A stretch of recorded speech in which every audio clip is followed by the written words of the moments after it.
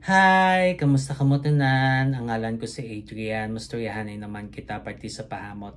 Hini nga pahamot nga luya ko istorya sa inyo subong tawag siya Uomo Intense 2021 for Men. Iyan ni siya ni Valentino.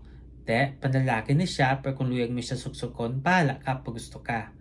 Kag ude parfum ni siya but tambalod isa ka baso kalayo bago ka masimutan. Ano ni siya klase nga pahamot?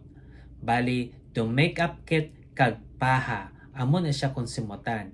Angay siya sa matugnaw nga panahon, ang temperatura nga para siya is between 50 to 70 degrees Fahrenheit o kung 10 to 21 degrees Celsius. Ano ang iya nga mga nota? For the top, we have mandarin orange kag nutmeg. Na ang mandarin orange amo nang matamis nga citrus, kag nutmeg nga pagpakahang.